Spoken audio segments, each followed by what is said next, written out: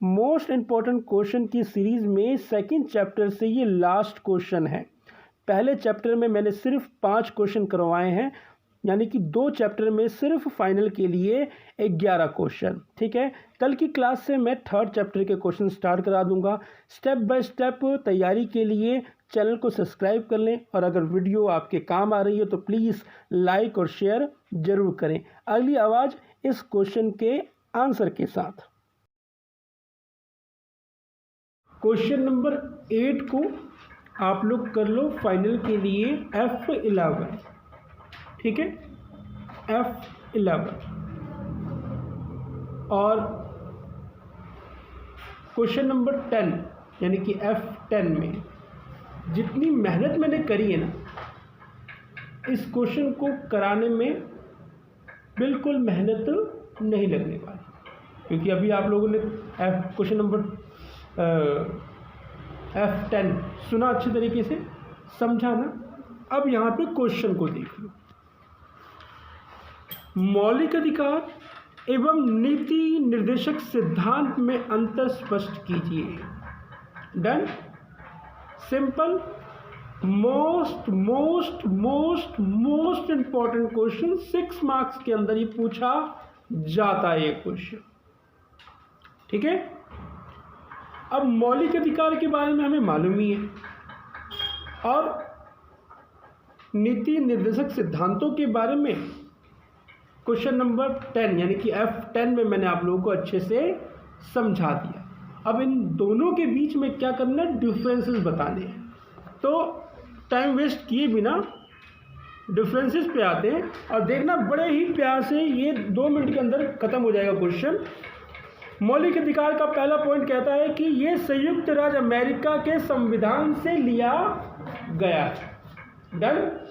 यहाँ पर आओ, नीति निर्देशक सिद्धांत में ये आयरलैंड के संविधान से लिया गया है, याद रहेगा।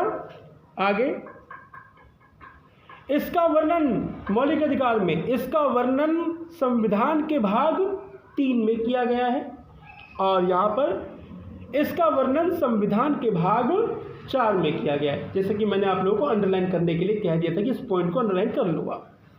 3rd पॉइंट मौलिक अधिकार का, इसे लागू कराने के लिए न्यायालय की शरण ले सकते हैं। याद है ना, मौलिक अधिकारों को लागू करवाने के लिए न्यायालय की हम शरण ले सकते हैं।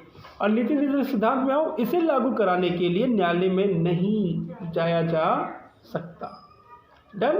Problem clear. पॉइंट नंबर 4, ये व्यक्तियों के अधिकारों के लिए है। डन। और ये समाज की भलाई के लिए। समझ गए ना पॉइंट को। नीति निर्देशक सिद्धांत समाज की भलाई के लिए हैं। 5वां पॉइंट अनिता समझ में आ रहा है ना। मौलिक अधिकारों के पीछे कानूनी मान्यता है, यहाँ पर इसके पीछे राजनीतिक मान्यता है। कैसे मैंने बोला था कि विपक्ष में लोग हैं या समाज सेवी संगठन से जुड़े हुए लोग हैं, वो सरकार से आग्रह रिक्वेस्ट कर सकते हैं कि आप इन चीज़ों को लागू करें। किसकी भलाई देखते हुए? समाज की भलाई को देखते हुए। तो वही कह रहा है इसके पीछे राजनीतिक मान्यता है, लेकिन मौलिक अधिकार में क्या है? कानूनी मान्यता है। हम आग्रह नहीं करेंगे, हम सीधा न्यायालय में जाके दरवाजा खटखटाएंगे कि सरकार ने हमारे मौलिक अधिकारों का हनन किया है। कोई प्रॉब्लम? Very good. 6वां पॉइंट मौलिक अधिकार में, ये सरकार के महत्व को घटाता है। हाँ, कोई एक्सप्लेन करके बताएगा मेरे को कि ये लाइन का मतलब क्या है? कि मौलिक अधिकार, अगर मैं पूरा जोड़ दूं, 6ठे पॉइंट को कहूं कि मौलिक अधिकार सरकार के महत्व को घटाता है।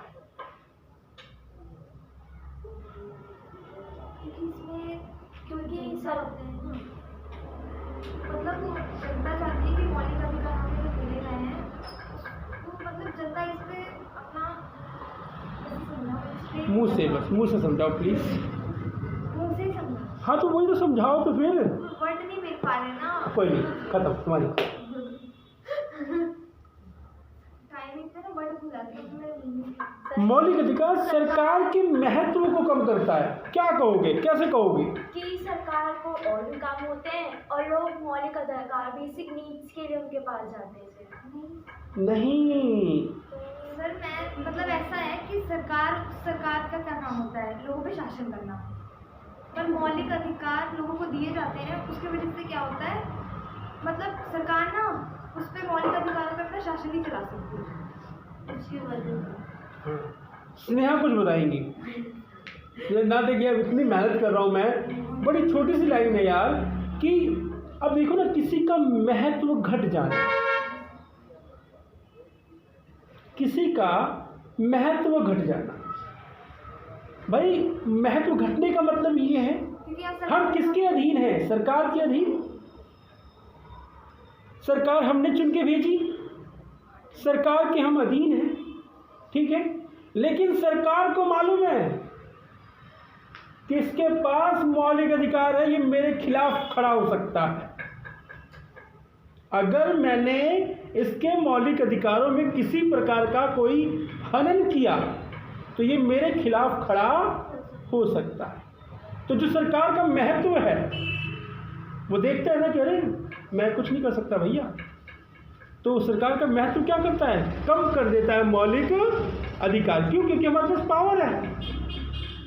बस समझ में आई है? बरखुरदार पक्का?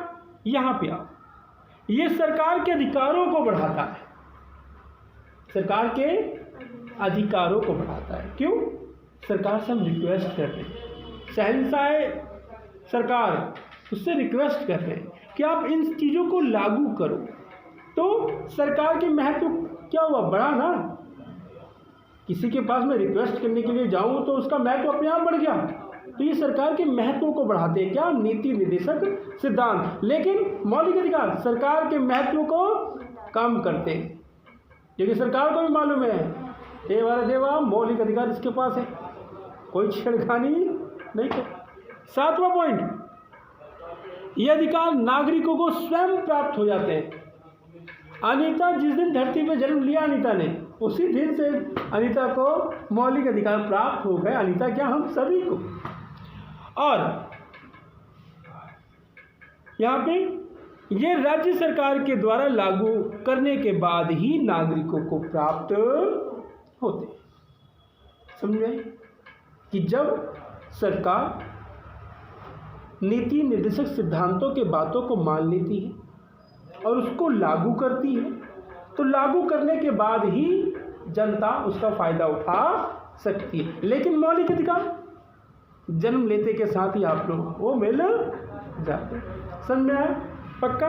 ये था फाइनल का क्वेश्चन नंबर 11।